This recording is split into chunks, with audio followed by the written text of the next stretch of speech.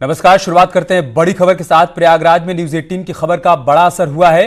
किसानों के साथ हुई बदसलूकी का सीएम योगी ने संज्ञान लेते हुए दरोगा को निलंबित करने का आदेश दिया, जिसके बाद एसएसपी ने दरोगा सुमित आनंद को निलंबित कर दिया है। साथ ही किसानों को हुए नुकसान का मुआवजा देने का निर्देश भी सीएम की तरफ से जारी कर दिया गया है कि दरोगा सुमित आनंद घूरपुर थाने में तैनात हैं। दरोगा सब्जी मंडी में सोशल डिस्टेंसिंग का पालन नहीं होता देख नाराज हो गए थे, जिसके बाद दरोगा ने सरकारी गाड़ी से सब्जी विक्रेताओं की सब्जियों को कुचल दिया था। आप इन तस्वीरों में देख भी सकते हैं और इन्हीं तस्वीरों का सीएम योगी ने संज्ञान लिया। उन्होंने एसएसपी को निर्देशित किया कार्रवाई के लिए, जिसके बाद एसएसपी ने दरोगा को सस्पेंड कर दिया है और साथ ही साथ सीएम ने यह भी कहा है कि सब्जी विक्रेताओं का जो नुकसान हुआ है उसका आकलन किया जाए और उसकी भरपाई भी की जाए। देखिए तस्वीरें आप जो प्रयागराज से घूरपुर से सामने आई हैं। यहाँ पर सब्जी मंडी में तमाम सब्जी विक्रेता अपनी सब्जियों को बेचने के लिए लेकर पहुंचे थे, लेकिन इसी वक्त दरोगा जी आ गए। यहाँ पर अपनी गाड़ी पर सवार होकर उन्होंने देखा कि सब्जी मंडी में सोशल डिस्टेंसिंग का पालन नहीं हो रहा है। इस बात पर उनको गुस्सा आ गया और अपने गुस्से का इजहार उन्होंने कैसे किया है वो भी आप देख सकते हैं। अपनी गाड़ी से सब्जी वालों की सब्जी को कुचलते हुए आगे निकल गए। एक गलत तरीके से चीज़ों को वहाँ पे रौंदा और इसकी सूचना पर जब हमें सोशल मीडिया के माध्यम से सूचना प्राप्त हुई है, उसके बाद इनके ऊपर निलंबन की कार्रवाई की गई है तथा वहाँ मौजूद जो किसान हैं जिनकी सब्जियों का नुकसान हुआ है, उनसे हमारे क्षेत्राधिकारी ने बात करके और उनके जो नुकसान के मूल्यांकन उन्होंने किए हैं उसके अनुरूप उन्हें समायोजित किया गया है आर्थिक रूप से। और विभागीय कार्रवाई इसमें की जा रही है, तय संस्तुति भी की जा रही है कि इनको जनपदीय शाखा में न रखा जाए और अजनपदीय शाखा में इनको भेजा जाए और इनके वेतन से रिकवरी के लिए भी लिखा जा रहा है। प्रयागराज से सर्वेश दुबे इस वक्त हमारे साथ फोन लाइन पर जुड़ चुके हैं। सर्वेश, हमारी खबर का दमदार असर हुआ है। सर्वेश, आवाज मिल पा रही है क्या? इस खबर को सबसे पहले न्यूज 18 ने प्रमुखता से दिखाया था और हमने ये दिखाया था कि किस तरह से ये दारोगा ने दबंगई दिखाते हुए किसानों से जो उन्होंने खून पसीने से फसल तैयार की थी उसको बेचने के लिए पहुंचे थे और उसको अपनी गाड़ी से रौंद दिया था। और इस खबर को दिखाए जाने के बाद सीएम योगी ने भी संज्ञान लिया और इसके बाद एसएसपी ने बड़ी कार्रवाई करते हुए दारोगा को निलंबित कर दिया है और इसके साथ ही साथ विभागीय कार्रवाई के भी आदेश दे दिए हैं। तो ये एक बड़ा असर हुआ है न्यूज 18 की खबर का। जी बहुत शुक्रिया आपका हमारे साथ जुड़ने के लिए और जानकारी हम तक पहुंचाने के लिए।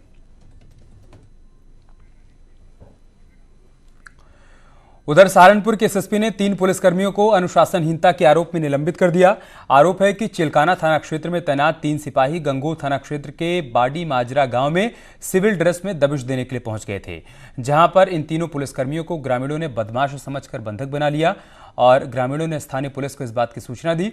मौके पर पहुंची पुलिस ने तीनों को हिरासत में लेकर जब जानकारी की तो पता चला कि तीनों चिलकाना थाने में तैनात हैं। क्षेत्राधिकारी गंगोह की रिपोर्ट मिलने के बाद तीनों पुलिसकर्मियों को अनुशासनहीनता के आरोप में निलंबित कर दिया गया है।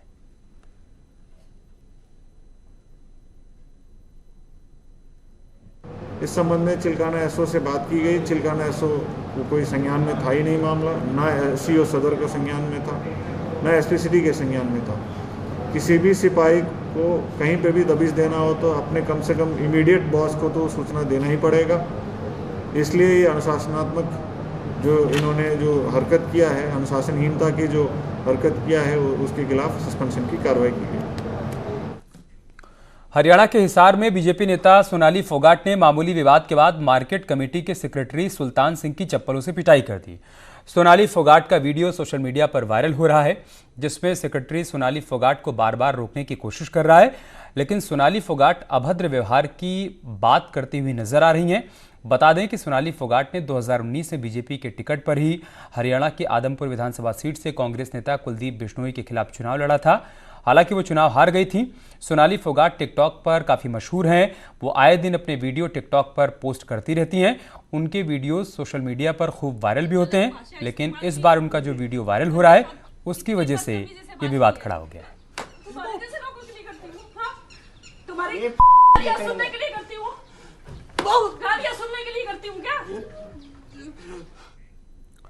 इस वीडियो के वायरल होने के बाद कांग्रेस के नेता रणदीप सुरजेवाला ने खट्टर सरकार पर निशाना साधा है। कर्मचारियों का कोई मान सम्मान नहीं बचा, उनकी कोई सुरक्षा नहीं बची। इस प्रकार की भाजपा नेताओं के खिलाफ अगर खट्टर साहब आपने कार्रवाई नहीं की तो साबित हो जाएगा कि ये भाजपा नेत्री और नेता मुख्यमंत्री के इशारे पर सरकारी कर्मचारियों पर हमला बोल रहे हैं। अमरोहा में तेंदुए का आतंक देखने को मिल रहा है। यहां हसनपुर कोतवाली के गांव में तेंदुए ने जो हमला किया उससे 3 लोगों को चोटें आई हैं, वो जख्मी हो गए। ये तीनों लोग खेत में काम कर रहे थे। इसी दौरान तेंदुए ने उन पर हमला बोल दिया। सभी घायलों को अस्पताल में भर्ती करवाया गया है।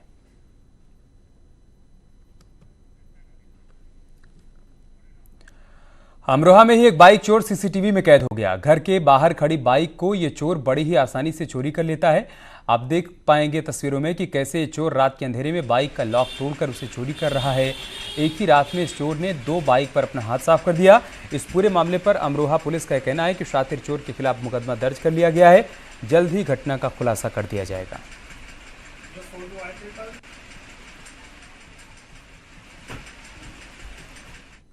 और चलिए आपको यूपी का कोरोना अपडेट बताते हैं। यूपी में आज सबसे अधिक केस सामने आए हैं। यूपी में एक ही दिन में 500 से अधिक मामले सामने आए हैं, जिनमें नोएडा में 51 केस सामने आए हैं, कानपुर में 57, जौनपुर में 41, बिजनौर में 19, गाजियाबाद में भी 19 केस, लखनऊ में 18 केस, मथुरा में 13 और बागपत में 12 मरीज मिले हैं। सबसे ज़्यादा कानपुर में 57 नए केस सामने आए हैं और दूसरे नंबर पर नोएडा है, जहाँ पर आज 51 केस सामने आए हैं और जौनपुर में 41 केस आज के दिन सामने आए हैं।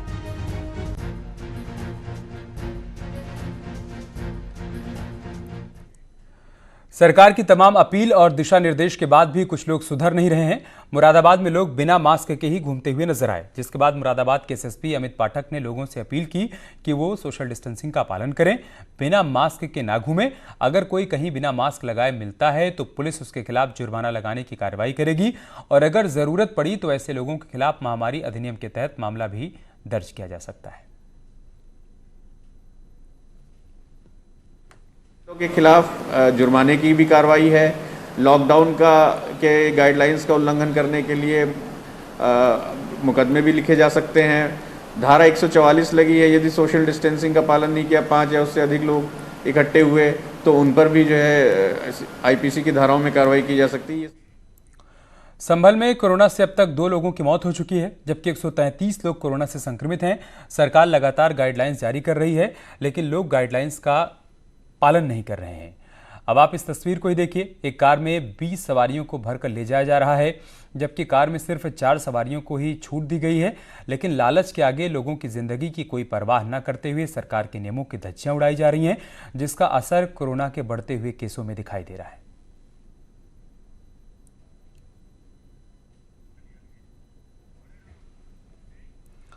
कोरोना का प्रकोप देश में लगातार बढ़ता जा रहा है और अब वाराणसी में कोरोना नाशक तेल की एंट्री हो गई है, जिसे काशी के कोतवाल काल भैरव के दरबार में चढ़ाया जा रहा है। क्या है कोरोना नाशक तेल की पूरी कहानी, आप इस रिपोर्ट में देखिए। 2 महीने से ज्यादा वक्त से बंद बाबा काल भैरव के कपाट 8 जून को शर्तों के साथ खुलेंगे। अब बाबा काल भैरव काशी के कोतवाल हैं, तो लोगों ने भी कोरोना के नाश को बाबा के ही भरोसे छोड़ दिया। आलम यह है कि यहाँ बाबा काल भैरव के दरबार के आसपास कोरोना नाशक तेल बिक रहा है और अब गर्भगृह भले ही भक्तों के लिए बंद हो, लेकिन भक्त इस कोरोना नाशक तेल को बाहर ही चढ़ा रहे हैं और कोरोना से मुक्ति की कामना कर रहे हैं। और हम भक्तगण फिर से आपका विधिवत दर्शन कर सके, क्योंकि अभी तक हम दर्शन नहीं कर पा रहे हैं। बाबा का बाहर से ही दर्शन कर रहे हैं। 8 जून को खुलने जा रहा है मंदिर, ऐसी मान्यता जिला प्रशासन की ओर से हो रही है। काशी के कोतवाल बाबा काल भैरव को लेकर कई मान्यताएं हैं। पूरे काशी का न्याय इन्हीं के दरबार में होता है और तो और पुलिस की कोतवाली में भी कोतवाल की कुर्सी पर बाबा ही विराजते हैं। यही नहीं, काशी आने वाला कोई भी नेता या फिर अफसर यहीं मत्था टेक कर आगे काम शुरू करता है। काल भैरव दरबार में मान्यता है कि यहाँ पहुँचने वाले भक्त सरसों का तेल अपने सिर पर 7 बार घुमाकर बाबा को चढ़ाते हैं तो उनके सारे दुख दर्द बाबा काल भैरव ले लेते हैं। बस आस्था की इसी डोर में लोगों ने तेल के साथ कोरोना को चढ़ा दिया और यही तेल कोरोना नाशक तेल के रूप में आसपास बिकने लगा। और अब 8 जून से बाबा का दरबार खुलेगा तो गर्भगृह में भी यही कोरोना नाशक तेल चढ़ाया जाएगा। तेल जो है बाबा के खपड़ में डाली जाती है और उसको जो 7 बार उतार के जो है पूरे शरीर का जो भी रोग, नजर बाधा, कष्ट व्याधा होता है उसको काल भैरव के खपड़ में डालते ही मात्र से ही जो है वो दूर हो जाती है सारी चीजों की। बाबा तक तेल का विशेष महत्व रखा गया है, जो कि तेल उतारने से जो भी कष्ट व्याधा आदमी के अंदर होता है, मान्यता ये है कि उसको उतारने से वो कष्ट व्याधा दूर होता है। पीएम मोदी भी जब काशी आए थे तो उनकी 7 बार नजर उतारकर बाबा काल भैरव को तेल चढ़ाया गया था। और आस्था तो तर्कों से परे होती है और इसीलिए लोगों को विश्वास है कि कोरोना नाशक तेल के साथ बाबा काल भैरव उनकी बीमारी से रक्षा करेंगे। और इस तेल को उतारने के पीछे इनका विश्वास सिर्फ इतना है कि जब ये तेल उतारेंगे तो जो आम दिनों में वो तेल उतार के बाबा में चढ़ाते हैं, वैसे ही जब वो कोरोना का तेल उतारेंगे तो कोरोना जैसी बीमारी उनको छू नहीं पाएगी। उससे न केवल उनकी ही रक्षा होगी बल्कि पूरी काशी की और पूरी दुनिया की रक्षा होगी। और जो लोग भी दर्शन करने आएंगे उनको इनकी तरफ से यही कोरोना नाशक तेल दिया जाएगा जो अपने सिर से उतार के वो बाबा को चढ़ाएंगे। कैमरा पर्सन पंकज सिन्हा के साथ उपेंद्र द्विवेदी, न्यूज 18 वाराणसी। 8 जून के लिए केंद्र की गाइडलाइंस आ गई हैं। रेस्टोरेंट, मॉल्स और मंदिर खुल रहे हैं। रेस्टोरेंट में 50% बैठने की व्यवस्था रहेगी। मॉल्स में हैंड सैनिटाइजर और थर्मल स्क्रीनिंग अनिवार्य होगा। पार्किंग और मॉल परिसर के बाहर भी सोशल डिस्टेंसिंग का पालन करना अनिवार्य किया गया है। मंदिर में लाइन लगाने के लिए पर्याप्त दूरी के हिसाब से लोगों को खड़े होना होगा और उसके लिए निशान भी बनाया जाएगा।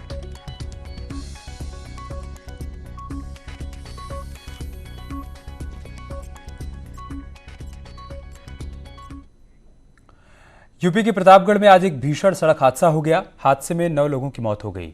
हादसा कितना भीषण था, आप इसका अंदाजा इस बात से लगा सकते हैं कि हादसे के बाद डेड बॉडी निकालने के लिए पूरी गाड़ी को काटना पड़ा। अब सीएम योगी ने इस हादसे पर दुख व्यक्त किया है।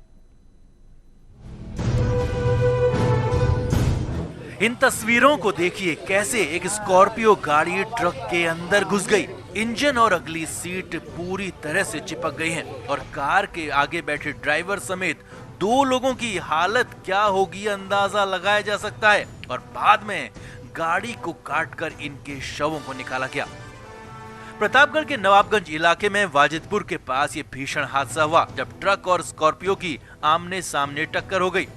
हादसे में एक ही परिवार के 9 लोगों की मौत हो गई, जिसमें 5 पुरुष, 3 महिलाएं और 1 बच्चा शामिल है, जबकि एक शख्स की हालत गंभीर बताई जा रही है। उसका अस्पताल में इलाज चल रहा है।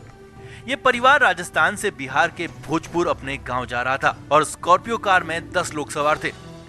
बीती रात से यहां बहुत तेज बारिश हो रही थी और बारिश के ही चलते सड़क पर सामने से आ रहे ट्रक को स्कॉर्पियो सवार देख नहीं पाए और ये बड़ा हादसा हो गया।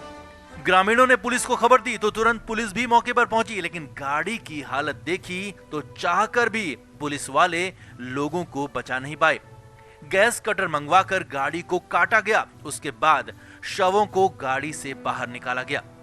मुख्यमंत्री योगी आदित्यनाथ ने इस हादसे पर गहरा दुख जताया है और परिवार को हर संभव मदद का भरोसा दिया है। राजस्थान से अपने गृह जनपद भोजपुर बिहार जा रहे थे। इसमें से एक व्यक्ति जो मौके पर जिसकी सांस चल रही थी उसको तत्काल रायबरेली ऊंचाहार के लिए अस्पताल के लिए रेफर कर दिया गया है, जहां पर उसका उचित इलाज चल रहा है। बाकी इनके परिवार के सदस्य से बात हो चुकी है जो भोजपुर बिहार से चल चुके हैं। तेज रफ्तार ने एक बार फिर पूरे परिवार को खत्म कर दिया। ऐसे में जरूरत सावधानी और सतर्कता की है। प्रतापगढ़ से रोहित सिंह, न्यूज 18।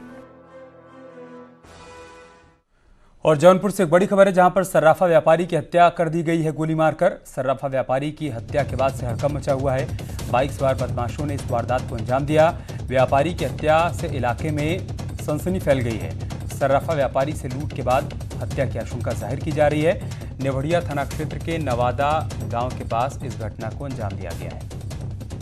बड़ी खबर हम आपको जौनपुर से बता रहे हैं, जहां पर सर्राफा व्यापारी की हत्या कर दी गई है। आज विश्व पर्यावरण दिवस भी है और सीएम योगी का जन्मदिन भी। इस मौके पर सीएम योगी ने लखनऊ में पौधारोपण किया और लोगों से प्रकृति से जुड़ने का आह्वान किया। उन्होंने कहा कि पर्यावरण रहेगा तभी जीवन बचेगा।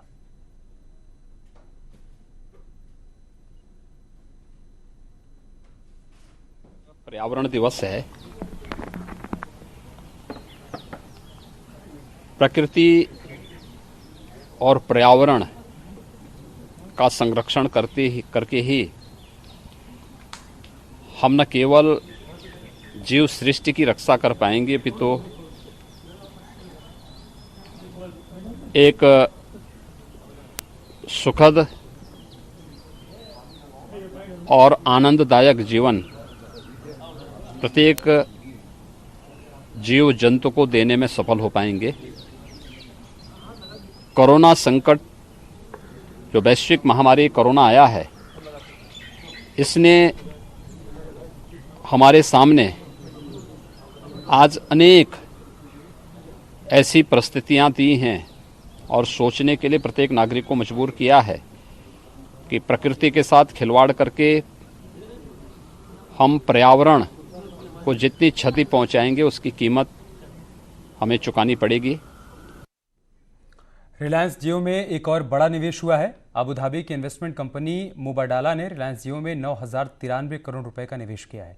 इस निवेश से मुबाडाला के जियो प्लेटफॉर्म में 1.85% की हिस्सेदारी हो गई है। 6 हफ्ते के भीतर जियो में ये 6वां बड़ा निवेश है। 6 हफ्ते में जियो में 87,655 करोड़ रुपए अब तक निवेश हो चुके हैं। Facebook, silver lake, Vista partners, general Atlantic और केकेआर ने भी इन्वेस्टमेंट किया है। इस निवेश को लेकर रिलायंस के चेयरमैन मुकेश अंबानी ने कहा है कि जियो के एक साथ काम करने पर दुनिया में भारत निश्चित तौर पर सबसे बड़ा डिजिटल देश बनने की राह पर चल रहा है। उन्हें उम्मीद है कि कंपनी को मुबाडाला के अनुभव से फायदा होगा। वहीं मुबाडाला कंपनी के ग्रुप सीईओ खलादून अल मुबारक ने कहा है कि जियो ने भारत में संचार और कनेक्टिविटी को पहले से बदल दिया है। एक निवेशक और भागीदार के तौर पर हम भारत की डिजिटल विकास यात्रा का समर्थन करने के लिए प्रतिबद्ध हैं।